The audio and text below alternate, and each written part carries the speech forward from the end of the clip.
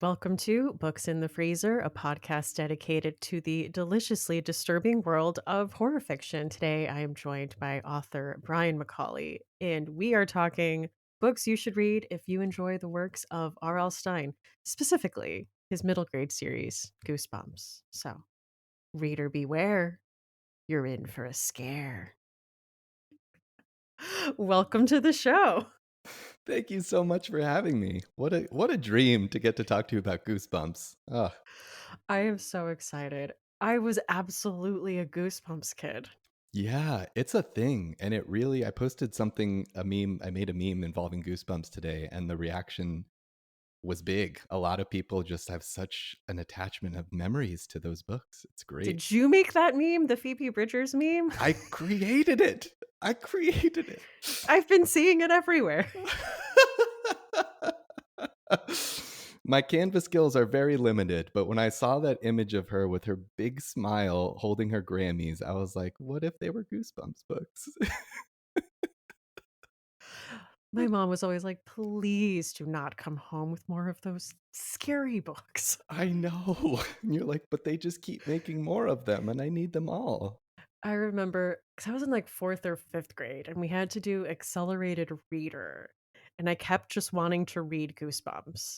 Yep. And they told me that those were too low of a level. They were like 3rd grade level. And I'm like, I understand, but I need to read these books. Yeah, that's just rude. Come on.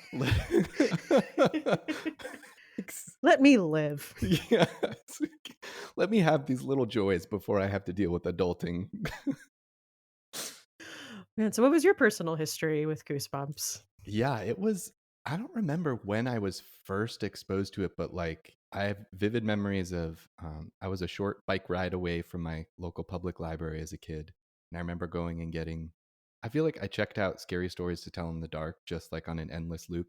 And then once Goosebumps started coming in, I was like, oh, this is the next level of just, then I, yeah, started to collect them and they just, yeah, really hit that sweet spot of just scary enough at the right age to kind of like lay the groundwork for horror fandom. They really are. I feel like they're a lot of people's entry point into horror. Yeah, and into reading in general. Like Yeah. I don't think I would have, been on such a path towards being a reader were it not for that series really getting me excited about picking up a new book. My first memory with Goosebumps, I don't remember what grade I was. I must have been maybe 2nd grade, but I went to our school library and I checked out. Um, it was one of those like multiple story ones. It was a choose your own adventure and it had like a holographic cover. With the purple alligator on the cover? Was it that? I don't remember if it was that one, but I Yeah. was obsessed with it, and I kept it so long that the library sent a note home that I had to return it. It's like, "We're gonna Oh. need that and the completed Tales of Beatrix Potter back. Thank you." Such a well-rounded reader. There was probably a long waiting list too for it. People needed their choose your own adventure experience. I know, and I was like, "Ugh, I'm just having too much fun with it." Yeah. And then I remember loving the show when it came out. Yeah. Absolutely obsessed. That also I feel like hit at the perfect time because like I was already such a big fan of the books and then it was like, "Oh my god, now there's going to be a TV show." And it paired quite nicely with Are You Afraid of the Dark, just as like sort of horror anthology for kids. Yeah, that was a good time for horror middle grade media. Yeah, it really you don't know what you got till it's gone. A few years ago, I started showing them to my son. Some of them were a little too scary for him. Yeah. I think we did not finish Night in Terror Tower. That was Oh, that was intense for him. yeah. But he was obsessed with Piano Lessons Can Be Murder. That was his favorite one. He just wanted to watch it on a loop. Yes. That one we may be talking about later because that one definitely I have such vivid memories as well. And like Oh my my best god. friend growing up, who I used to like read Goosebumps book with, his mother was my piano teacher. And so this was an extra spooky factor. Did she talk about your hands? Yeah. Man, did you have a favorite? I mean, the one that always sticks out to me is the Haunted Mask. Both the cover, like I used to draw a lot as a kid too, and I feel like all of my drawings of like monster faces were just riffs on that Haunted Mask cover with like the big teeth and the kind of glowing eyes. And also that episode is really creepy. The it like ends with her face being a mask like on a stick, and it's really like bad special effects, but that makes it even creepier. It's there's something really kind of like uncanny valley about it. But yeah, the Yeah. idea of like putting on a mask that you can't take off and that's like slowly turning you into it was like, ooh, I was gonna say, to me, I think that was a big appeal for me as a kid was that sometimes the endings were dark and leaned yeah, into. I didn't feel like it was holding my hand or that everything was gonna get waved away in like this was an all a misunderstanding. You right. just thought about this wrong. It's like, no, these kids are stuck in this weird time portal forever and they're living this day on a loop. That is their reality now. Yep. And that's Yep. the end of the book. Goodbye. Yeah. Sleep well, kid. um, your piano teacher's trying to murder you. It's fine. It's like, yeah, no, it's true. They did not. There was none of the like rug pull of, like you said, of like, no, it was fine. It was just you kids have wild imaginations kind of thing. It was like, no, no, murder and monsters are happening. Yeah, sometimes they had dark endings. I'm trying to remember. Maybe it was the "Be careful what you wish for." I'm trying to remember what that. I think it's called "Be careful what you wish for." Yeah, with the crystal ball on the cover. Yeah, and then at the end, like a popular girl says she wants to be looked at, and she just turns into a statue. Oh She my can't god. move. She can't verbalize another wish. Like she is stuck there Oh, as a statue that's forever, yeah, that's conscious. there's no turning back from that. That's horrifying. That's the one that I remember it most from the episode. Was it? It might be the one you mentioned, the Terror Tower one. It was the one where there was a dumbwaiter and there was a story. It didn't happen in this book, but it was the story of the place that there was a little boy who lived upstairs and they would send up his strawberry ice cream in the dumbwaiter. And one day the dumbwaiter didn't come up and he reached up out to get it and he fell all the way down and died. And they like describe like his blood mixing with strawberry ice cream, which is like a really horrifying visual for a child. Oh my god, I know exactly which one you're talking about, and it's I feel like it's got house in the title, like, it's one of those there's, like, five of them that have house in the title, but I Yeah. remember that one because I always checked that one out because the girl's name in it was Stephanie, and I was like, Oh, "Yeah." yes. But yeah, like, it's like her and her friend go to this local haunted house where they, like, give, like, a walking tour, right? Where it's like, Right. "Ooh, the spooky old house." Um But I remember even at that age, I'm like, "Well, I'm nothing like this girl who is a prankster," and it's Yeah. like, I'm not taking these warnings seriously. Like, I'm the person in the movie that's like, "We shouldn't be doing this. Yeah. The guy said we shouldn't do this." Your Goosebumps book would be one chapter long. It would be called "No Thanks, Dead House." God, yeah, now I'm remembering the strawberry ice cream. God, that's dark. It's so dark because it's also taking such a childhood special thing and just putting blood in it. It's just awful. Oh, man, my I loved the ones that just had crazy plot twists. Like, Yep. I loved Welcome to Camp Nightmare. So I always confuse that one with Camp Jelly Jam. Yeah, Is that which one? Jelly Jam is the one with like the really toothy counselor yeah. on the cover, right? But I Camp don't remember Nightmare. I don't remember what the cover of Camp Nightmare is, but it's like this kid goes to camp and he's just really suspicious of everything, and then at the end, his parents pick him up and they say, like, "You passed the test and you are ready for our next assignment on Earth." Like, they're aliens. What? That's so wild. Yeah. I did not remember that. Wow. Or Shocker on Shock Street was another one that had like the double plot twist. Because that was the one with the giant praying mantis? The, like, monster movie that Yeah, where like but they think they're being chased by stuff, but then it ends up being part of a movie, right. but then the two kids are robots. Yeah, I feel like that's the twist for a few of them. It's just like, "Psych, it's a robot." Oh. But I was just like, I got hit with two plot twists? Yeah, because this was also, the '90s when it was like computers and robots were still like a faraway dream idea. Oh, man. Okay, so I also asked listeners for their favorites, and what do you think like, the top 3 were, if Alright, you had to guess? if I had to guess, I feel like Haunted Mask is usually pretty popular. Night of the Living Dummy is just so iconic, and what would my 3rd be? Uh, I I always no, I mean, Welcome to Dead House, but that's, like, number 1, so maybe that's why I'm thinking. A lot of people did say Welcome to Dead House. Yeah. Yeah, it was definitely The Haunted Mask, Say Cheese and Die. Oh, of That was course.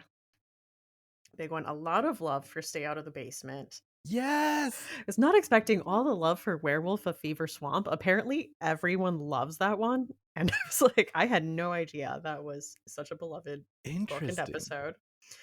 Um, The Ghost Next Door, Let's Get Invisible, Piano Lessons Can Be Murder, Monster Blood 2, and Ghost Beach were the ones Wow. that, yeah. I mean, we're gonna be touching on some of these Yeah. today. Yeah, Don't Go in the Basement might be my favorite of all the covers because that Yeah.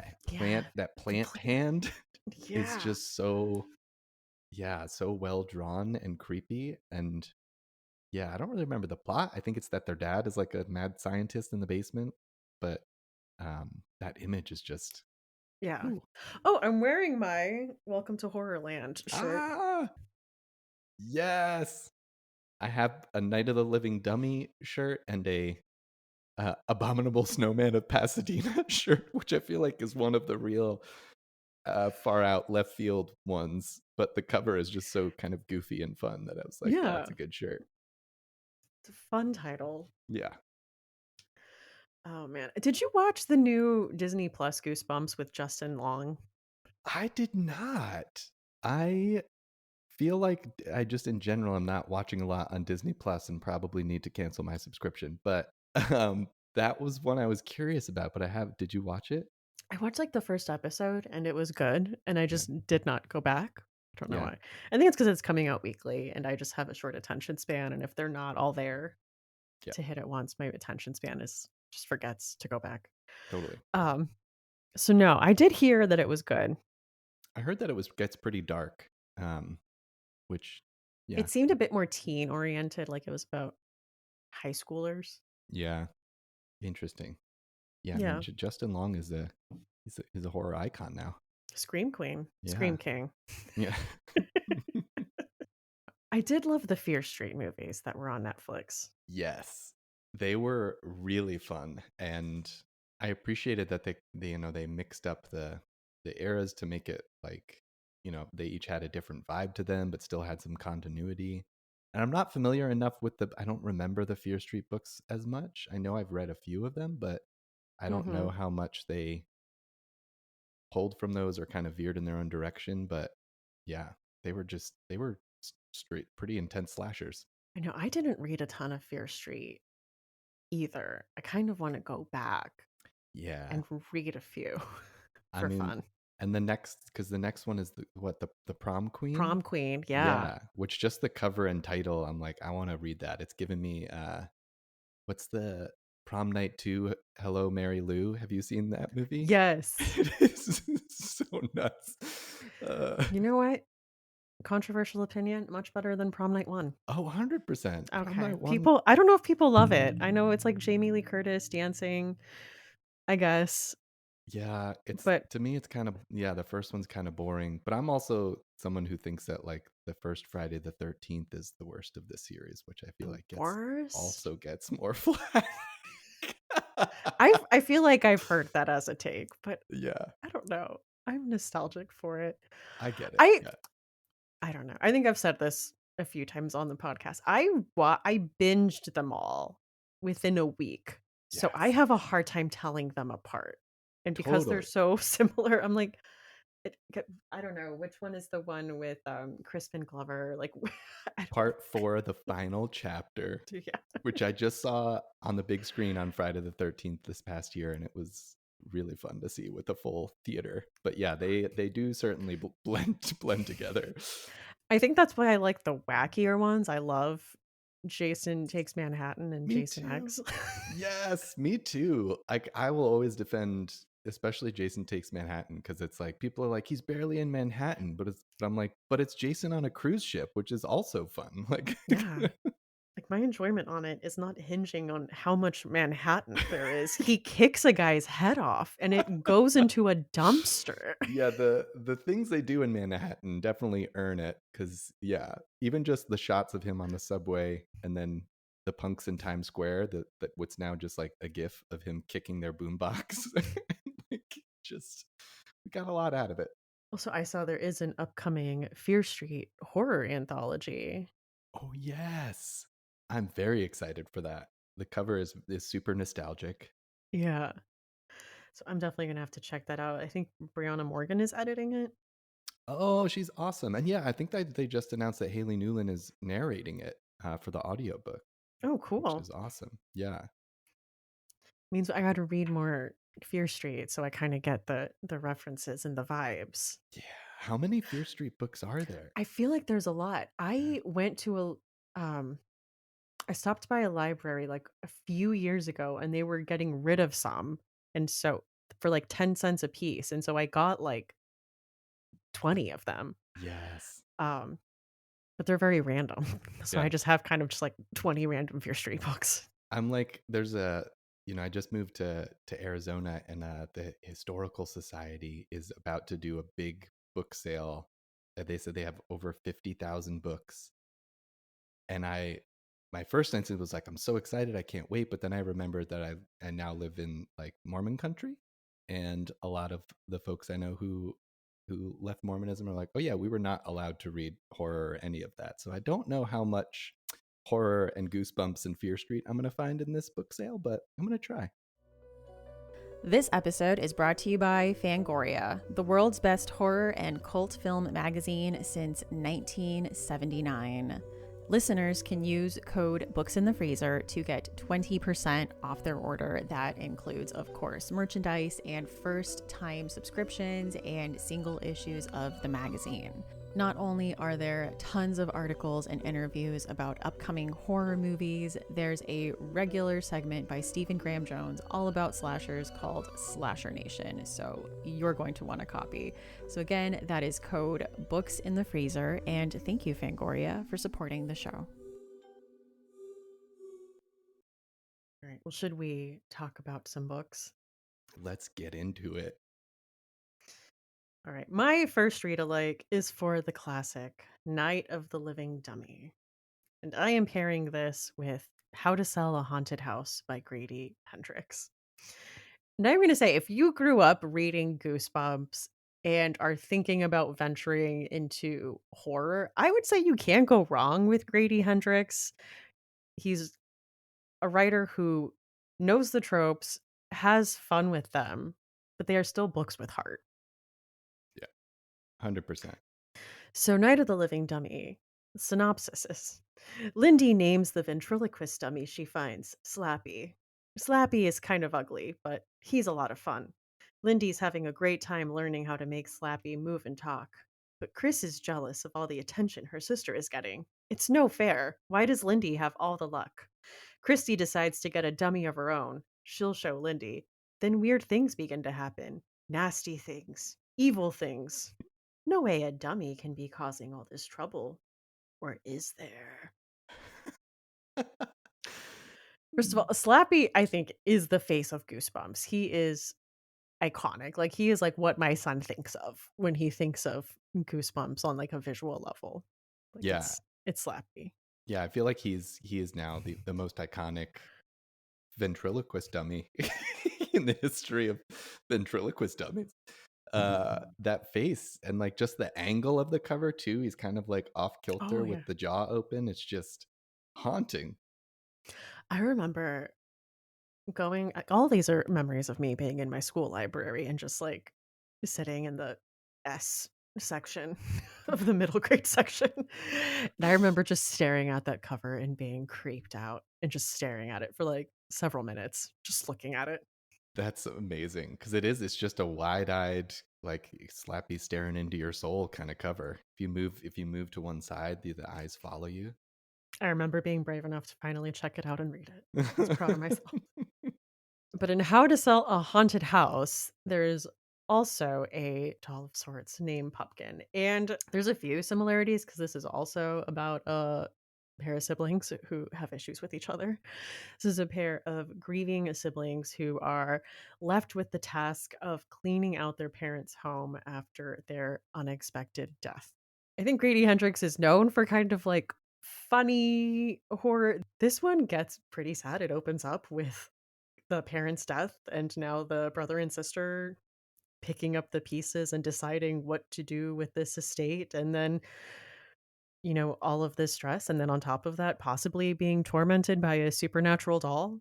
Also, like, the stuff the doll does is horrifying. Like, it went there so many times where I put the book down, I'm like, "He did what?"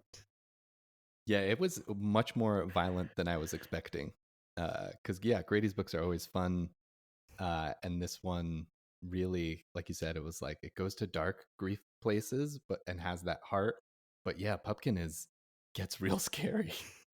How to Sell a Haunted House, I would put it in the fridge. I had to put it down several times. Um, I don't know. I can't with, like, eyes. Oh yeah, So I I'm gonna can't. leave it at that. I can't with eyes. But I highly recommend that, and obviously, you gotta watch Night of the Living Dummy. Yeah, that's just an absolute classic. And the dummy looks different in the show than he does on the cover, if I remember correctly. But then they in the Yeah. movie they went back to the original design. It's like he has that black side Mhm. part, but in yeah, The show he has, like, yeah, it's, like, light brown yeah. hair. All right. So my first pick is Deep Trouble, which is Goosebumps book with the underwater shot of like a hammerhead shark, which is actually pretty misleading for what what the book is about. And the synopsis for it is Billy and his sister Sheena are visiting their uncle, Dr. Deep. Oh, Dr. Deep on a tiny Caribbean island. It's the perfect place to go exploring underwater, and Billy's ready for an adventure. There's only one rule to remember: stay away from the coral reefs. Still, the reefs are so beautiful, so peaceful. Billy can't resist. But he's not alone in the water. Something's lurking deep below the surface, something dark and scaly, something half human, half fish.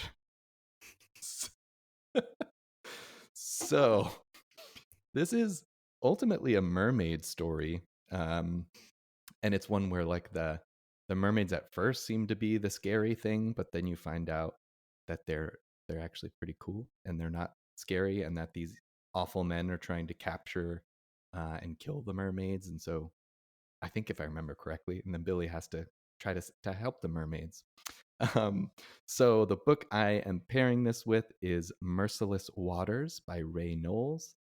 This is an indie novella from Bridgesgate Press that came out just at the end of last year. Um, it is not exactly a mermaid story, but it has sea creatures of sorts.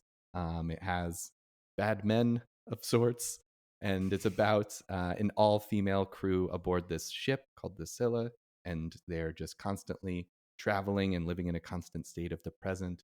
And Jack has this very possessive relationship with Lily, these two women, and they come across a man floating in the water and pull him aboard. And his presence on the ship starts to shift the dynamics both interpersonally and sort of supernaturally. I don't want to reveal too much because it's a short novella, but it's so good. It's just like just really luscious prose and just like raw emotion, and the sheer creativity of the world that Ray built in such a short amount of time was fantastic. So yeah, if you're in the mood for underwater kind of quick read horror, definitely pairing Merciless Waters with Deep Trouble would be the way to go. Mm. Been seeing that around. I do want to check that out. It's great, and it's a really quick read, and it's kind of it was a refreshing read for me because it's less horror, more fantasy with kind of like dark romance as well, but it really is like kind of it's a very immersive read, if I can use that pun. uh, yeah, I was telling you earlier, I started watching the episode for Deep Trouble, which is a two-parter. Really? Mhm. How So did I they? only watched like a few minutes of part two. But I do love that in Goosebumps, there are several books where it's not just two kids in a suburban neighborhood. He plays with different settings. Like, oh, A Night in Terror Tower. They are in Europe doing museum tours, Right. Oh, I forgot about that. and they end up waking up in medieval times. That is wild. That was the one my son noped out of. No, thank you. He's like, don't you dare take me to medieval times. All right, my next pick. Also, for mine, I did an adult book, a middle grade book, and a YA book because Goosebumps was such a gateway and an entry point. I wanted to do kind of something for each age range. Oh, I love that. So this is my middle grade pick. So this is for The Scarecrow Walks at Midnight, which I remember being a very scary episode. Very scary. Yes. And although I sometimes conflate it with the Are You Afraid of the Dark episode, which is the tale of the Silent Guardian or something like that, which also has a scarecrow that walks at midnight. I used to be obsessed with Are You Afraid of the Dark? But now recalling like specific episodes is really hard for me. I feel like I Yeah. can only remember a handful. Yeah. They're on Paramount Plus. I should just go back and watch them. But I am pairing The Scarecrow Walks at Midnight with Small Spaces by Catherine Arden. So the synopsis for Scarecrow Walks at Midnight is Jody loves visiting her grandparents' farm. Okay, so it's not the most exciting place in the world. Still, Grandpa tells scary stories, and Grandma's chocolate chip pancakes are the best. But this summer, the farm has really changed. The cornfields are sparse. Grandma and Grandpa seem worn out, and the single scarecrow has been replaced by 12 evil looking ones. Then one night, Jody sees something really odd. The scarecrows seem to be moving, twitching on their stakes, coming alive. I remember watching this episode.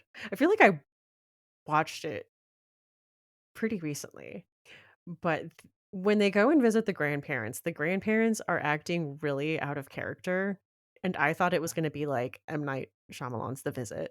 That was Yes. what I was expecting. I'm like, the scarecrows switched bodies with them. They are actual. Yes.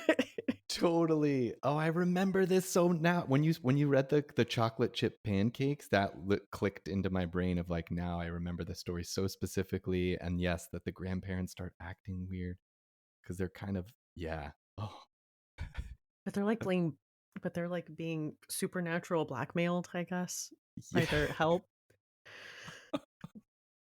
You just have to watch it. Yep. But Small Spaces was one of the middle grade picks for Summer Scares last year, and I'm really glad that I read it. It is I don't know, it's pretty scary for a middle grade novel. So it follows Ollie, who is grieving, and when the book opens, she sees a woman in kind of old-timey clothes throwing a book into the water, and she goes after the book and just takes it to school. And of course, there's a field trip that day. And so like on her way to school, she's reading this book, and it seems like this diary, this story of like these two brothers who are in love with the same woman. It just seems like a very deep history. But then the bus breaks down, of course, like right by a cornfield where there's just scarecrows everywhere. And the teacher has to go off to find help. And she just leaves all these students with this bus driver who just like turns around and looks at these children and tells them that they need to avoid big fields and they need to stay small. Whew. And so Ollie and two other kids go off to try to figure out what's going on. And this, I don't know, the stuff that they find and the people they run into, imagery was terrifying. Yeah, I've actually read this one and I was surprised by how intense it was. They meet a woman like stuck in a time loop. Yeah, it's haunting. And there's evil scarecrows. And just the image of the, oh yeah, those scare, yep. The cover is beautiful, and the image of like a bus kind of stuck in the middle of surrounded by scarecrows is just like, ooh, that's a really primal childhood fear image. And the only adult that you trust to keep you safe just left you with like a bunch of other kids and a creepy bus driver in a field of scarecrows. And apparently it's a series. I have not continued on with it, but I should. I had fun with this one. Yeah. So that is The Scarecrow Walks at Midnight with Small Spaces by Catherine Arden. Such an excellent pairing. Um, I, for my second choice, went with The Werewolf of Fever Swamp, which is apparently a A big fan favorite. favorite. Who knew? I wouldn't have thought that. The synopsis for that one is: there's something horrible happening in Fever Swamp. Something really horrible. It started with the strange howling at night. Then there was the rabbit, torn to shreds. Everyone thinks Grady's new dog is responsible. After all, he looks just like a wolf, and he seems a little on the wild side. But Grady knows his dog is just a regular old dog, and most dogs don't howl at the moon, or disappear at midnight, or change into terrifying creatures when the moon is full. Or do they? I love getting to notice that a lot of these synopses end with, or do they? um, so this This is how one, I describe books. I went to the R.L. Stein School of Synopses Writing. right? This is, I mean, I had that was a big reference point in Candy Cane Kills, and writing the cover synopses and all of that was just like, what would R.L. Stein do? um, but yeah, so this is a werewolf book, and I paired it with a book that's not a werewolf book, but it is called Sawtooth, written by Steph Nelson.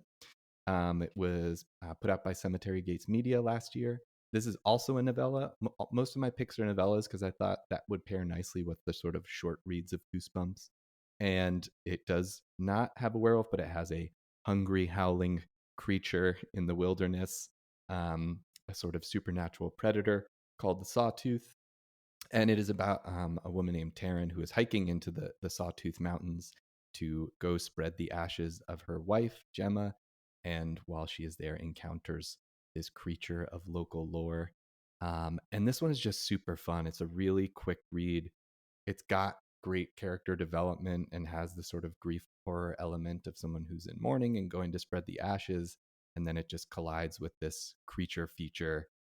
So it's uh, got a lot packed into a short read. I read it in one sitting, so it feels kind of like hike in and hike out of the horror kind of situation. But it's really, if you like werewolf books, you like kind of creature features, this one plays with those elements really well. Really good. I love that they're Yeah. all novellas too. That is a good length pairing. I've been reading a lot more novellas recently and just loving the quick reads. Now when I pick up a novel, I'm like 300 pages. That's so many words. My brain does that for anything over like 350 pages. Yeah. I if once it is past 350 pages, my brain says, "This is where a book ends." Like, why? I am very much the same way. And I'm similar with movies, especially like horror movies. I'm like all right, if this runtime is more than an hour and 45 minutes, are you really going to earn it? I just saw Lisa Frankenstein last night and it was like hour 40. It was perfect. Um, Okay. My last pairing is listener favorite and famously the first Goosebumps book, Welcome to Dead House, which is also a scary episode. yeah. That I remember being pretty iconic. It set the tone on all fronts. I'll read the synopsis and then I'll talk about the episode because I do want to talk about it. Yeah. Amanda and Josh think the old house they have just moved into is weird, spooky, possibly haunted. And the town of Dark Falls is pretty strange too. Love that name. But their parents don't believe them. You'll get used to it, they say. Go out and make some new friends. So Amanda and Josh do. But these new friends are not exactly what their parents have in mind because they want to be friends forever. Yes. Oh, now I really remember. Yeah. Yeah, where it's like they're ghost neighbors. Yeah. And in the show, once they reveal that they are in fact ghost neighbors, they're gray. Oh, that's right. And then they are leaving the town. Everyone packs up in the station wagon and runs out of there. And they see their dog. They left without their dog. They thought they lost their dog. They see the dog on the side of the road and they pull over and they're like, get in the car. The dog gets in the car. It's a ghost dog. It's No. gray.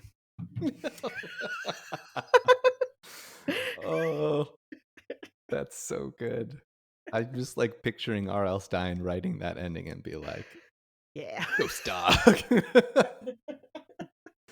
It's like this series is gonna run forever. It basically did. It's still Yeah. going. Yep. Oh, You bless know his. what? No complaints. About his appeal, too, I think a lot of it is that he understood the anxieties of kids that age. Things like moving to a new town, having your parents not believe you when you try to talk to them about things you're worried about. It's so true. And yeah, that's what I was thinking when you were describing that plot of just like, oh yeah, the young anxiety of like making new friends and yeah, and then yeah, when they turn out to be ghosts. We've all been all been there. Just remember having to add that to my list of anxieties. What if they don't like me? But also, what if they're ghosts? So I paired this with two YA novels, Horrid by Katrina Leno and White Smoke by Tiffany D. Jackson. Both are stories about teenagers moving to a new town and coming across something haunted, probably by the past. In Horrid, it's been a few years since I've read it, but I believe the dad has died. So her and her mom are moving back to the mom's childhood home, which apparently is the creepy house on the block that people whisper about. Of course. And her mom being really dodgy about why that is and what exactly happened there. The parents just don't understand. They're always They keeping don't. secrets. And then White Smoke was really good. It was a newly blended family, and the mom got some type of grant. And part of that grant was that she got free housing. And they move into this house on a cul-de-sac, but all the other houses are kind of old and abandoned. Like it's a work in progress. They're working on renovating the neighborhood type of thing. Um, but there's also a lot of whispers about the house they live and the circumstances around it. And this one's really good. So I don't want to say too much because the where it goes is really good. It's one of those you just have to read it.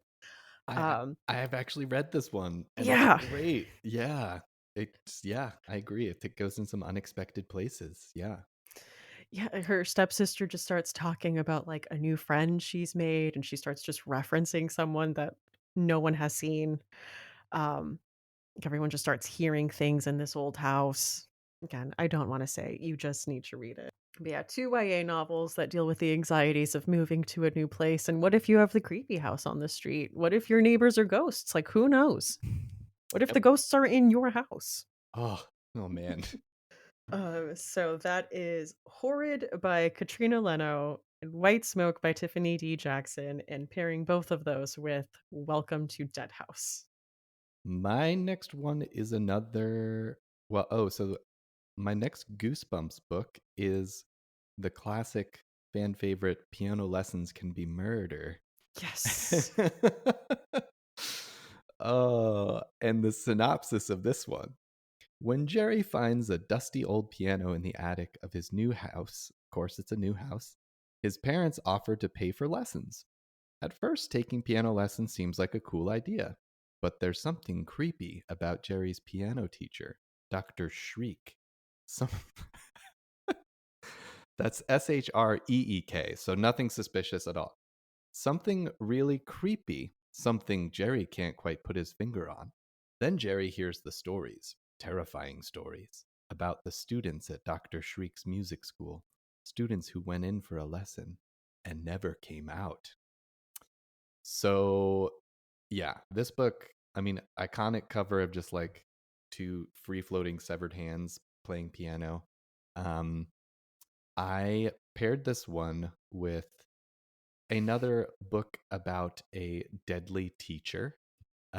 This is Violent Faculties by Charlene Elsby. That is coming from Clash Books. I got to read it early for a blurb, so it comes out in February, though I'm not sure when exactly. But man, this book, it is about a philosophy professor, and when her department gets its funding cut, she begins her own sort of violent philosophical experiments at her home with various victims. So I won't say too much again because novella, it's so short, but it is kind of like extreme horror novella mashed up with like an academic dissertation with like footnotes and everything. And I just Oh, like, yeah, ate it up because it both makes you think and makes you want to gag in equal measures as these experiments are carried out that are meant to kind of tackle philosophical ideas. It's a doozy.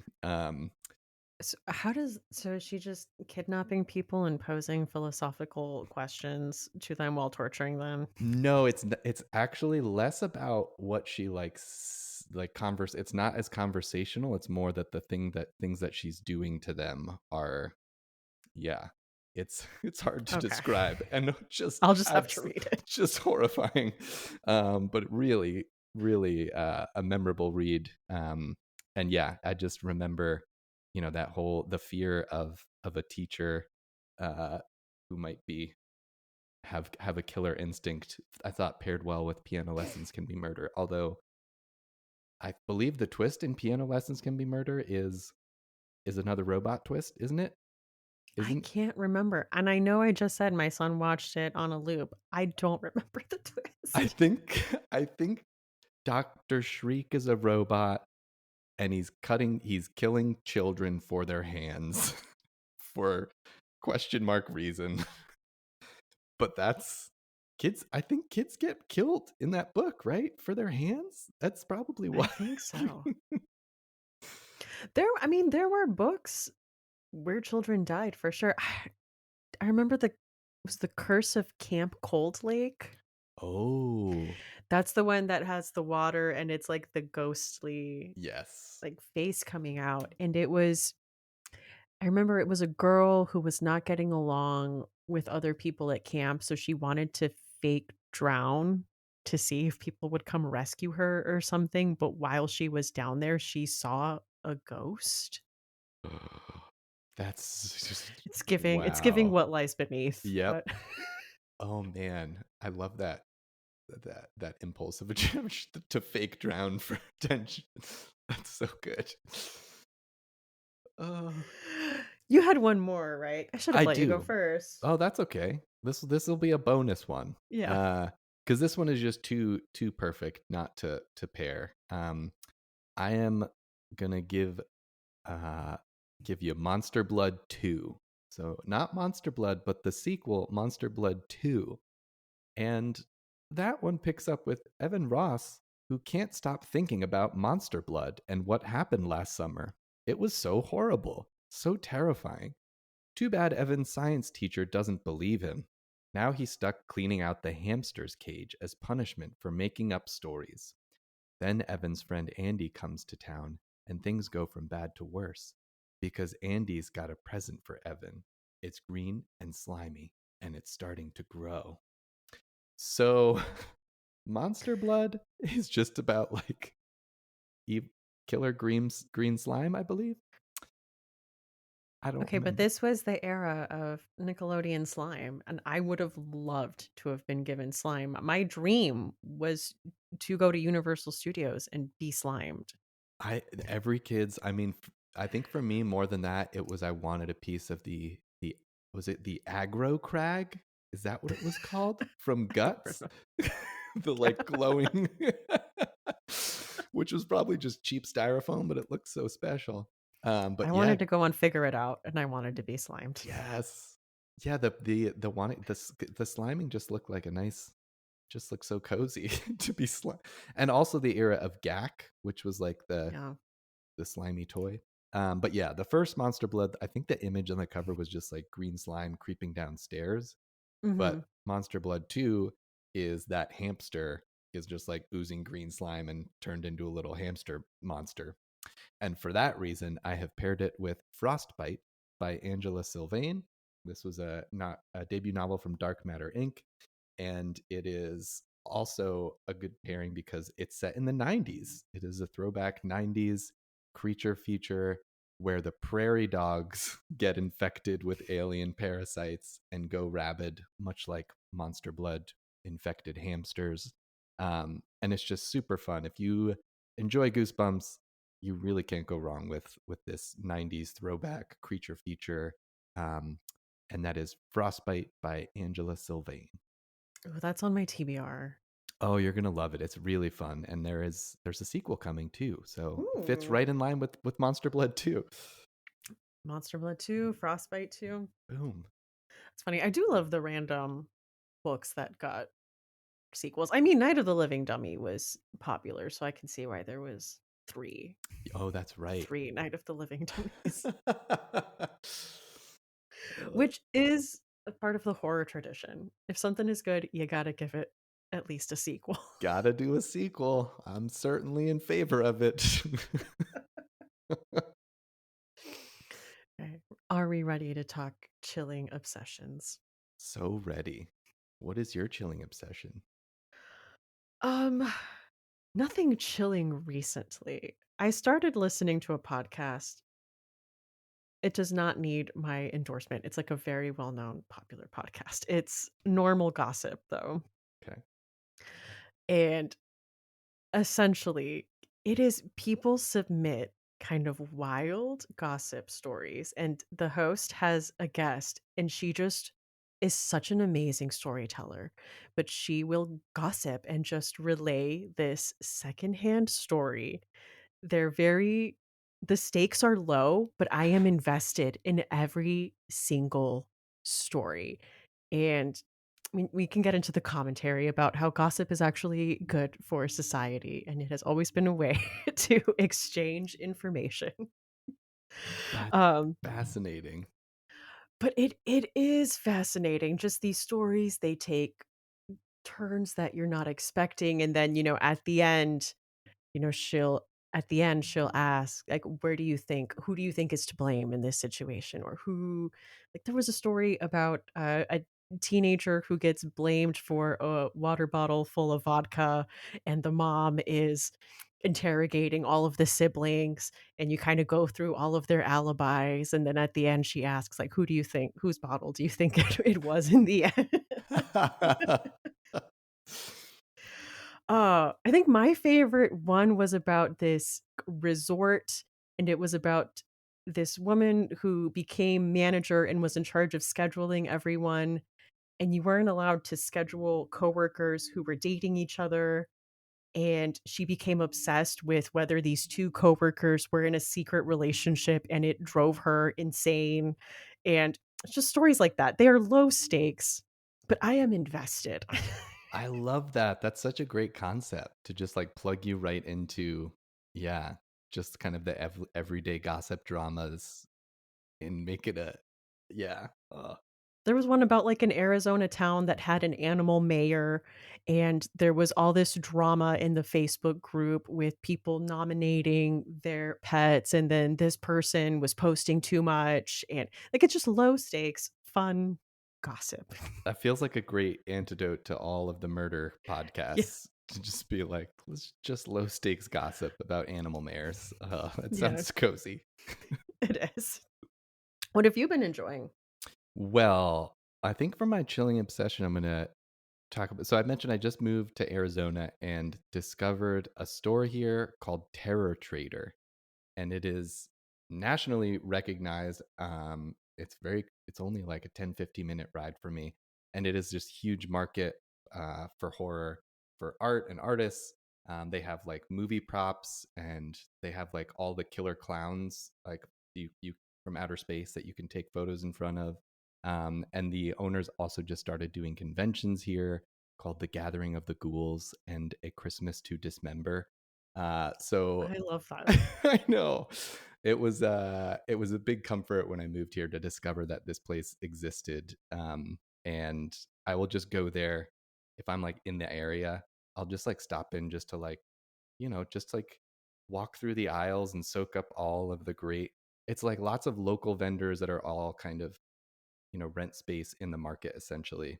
And they have like a little faux VHS rental corner where there's always a movie playing on the little old TV.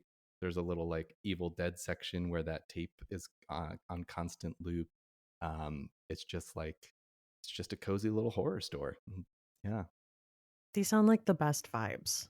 I would Yeah, also be constantly there just to soak in the vibes, like recharge. exactly. It's good for the soul just to go say hi to the killer clowns and look at the beautiful horror art that people have created, and they've got all these old back issues of Fangoria on display, and yeah, it's a real comfort spot. I love that. What was it called again? Terror Trader. So they have a pretty huge following on Instagram too, so you can check out everything that they're up to. They had a really fun event on Halloween, and yeah, That's cool. I think I might check them out. I'm gonna yeah, follow them. give them a follow. And our second tradition on this podcast is to ask our guests for a final girl song. I can't believe it's happening. All right, I was torn between two choices, but I think I have to go with "The Taste of Ink" by The Used. Yes, because I wanted something. I created my own parameters for myself. I was like, you have to pick a song that was like big for you in high school because that's like, that's the final girl era. Um, Mhm. and so, yeah, I was thinking about emo songs, and Taste of Ink just feels like that anthem of like, I'm not dead yet. And the specific lyrics to me that are very final girly are at last it's finally over, couldn't take this town much longer. Being half dead wasn't what I planned to be. Now I'm ready to be free. And then also, so here I am, it's in my hand, and I'll savor every moment of this. So the it's in my hand, I'm just picturing the final girl picking up the killer's machete or whatever it is and being like, now it's in my hand and I'm, I'm gonna kill you. Yeah. But yeah, it's just an anthem that I feel like has that third act energy of like, Oh yeah. we're living. And so here I am alive at last. Alive at last. Exactly. Uh, Perfect. God, I was yes. obsessed with that album. It was so good. Uh, Box full of sharp objects. Was that the title of a song? There's so many. Oh. It was that emo era of like super long titles. Yes. Okay, I believe you about my Tommy gun don't. There's just lots of titles like that. Where can people find you online? I can be found mostly on Instagram these days, sometimes on Threads, still on Twitter. All of the above is at Brian McWriter. And that's the title of my website as well. And the 2 books I have out are Curse of the Reaper, which is a Hollywood horror novel, and Candy Cane Kills, which is a Christmas slasher that is very much, it's in a series that's being called Goosebumps for Grown-Ups. So if you like Oh, yeah. Goosebumps, there you go. And there may be a sequel coming out this year. Oh my gosh. Yes. So keep an eye out for that. Ooh, I'm excited. It's been fun. Thank you so much for coming on the show and talking Goosebumps. Thank you so much for having me, Stephanie. This has been so much fun. Books in the Freezer is a bi-weekly horror book recommendation podcast. We post episodes every other Tuesday. Come find us on TikTok, Threads, and Instagram at Books in the Freezer, or send us an email at booksinthefreezer@gmail.com. Show notes for this episode and all previous episodes are at booksinthefreezer.com, where you will find links for all of the books mentioned and a list of the movies mentioned and links to the Final Girl playlist and to our merch and affiliate links if you would like to support the show. If you're looking for other ways to show your support, you can become a Patreon supporter at patreon.com/booksinthefreezer. There are 3 tiers of support: a Final Girl level, a axe-wielding maniac level, and a malevolent spirit level, with all kinds of different perks at each level. So check that out at patreon.com/booksinthefreezer. And if you are looking for a free way to show your love and support for the show, please share about the podcast on social media or leave a review on a site like Apple Podcasts or Spotify, or just interact with the Q&As after the episode on Spotify. I have been your host, Stephanie. Thank you so much for listening, and see you next time on Books in the Freezer.